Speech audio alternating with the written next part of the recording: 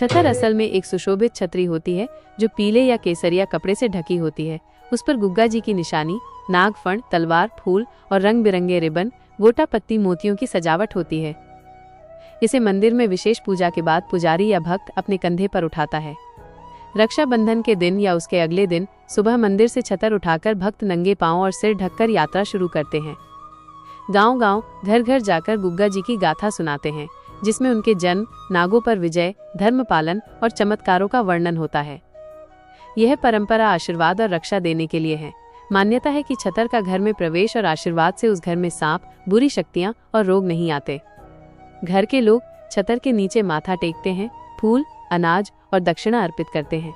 कभी कभी पुजारी गुग्गा जी की प्यास पवित्र पानी भी देते हैं, जिसे लोग घर में छिड़कते हैं। छतर यात्रा में सबसे पहले गुग्गा जाहरवीर जी की जन्म कथा सुनाई जाती है। गुग्गा जी का जन्म ददरेवा, राजस्थान में हुआ।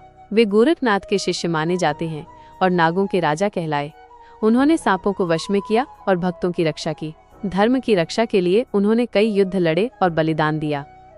छतर लेकर चलते समय डफली, ढोलक, चिमटा और कभी कभी नगाड़े की ताल पर गाए जाने वाले कुछ प्रमुख बोल इस तरह होते हैं। गुग्गा जी आओ जी, नागों के राजा, घर घर में आशीष बरसाओ जी। जय गुग्गा वीर, नाग देवता, रक्षा करो सबकी, सुखदाता। गुग्गा जी का छतर आया, पीली पगड़ी वाला आया, सांप न डसे, रोग न लागे, संकट सारा टल गया। जो लोग छतर यात्रा में शामिल होते हैं वे इन नियमों का पालन करते हैं।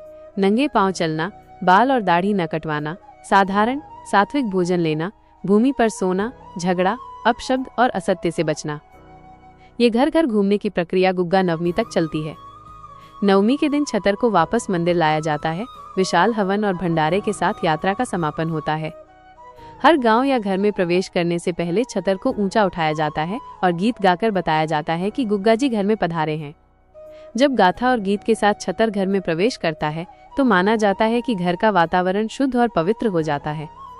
लोग अपने घर के कोनों में प्यास का छिड़काव करते हैं ताकि वर्ष भर सांप और बुरी शक्तियां दूर रहें।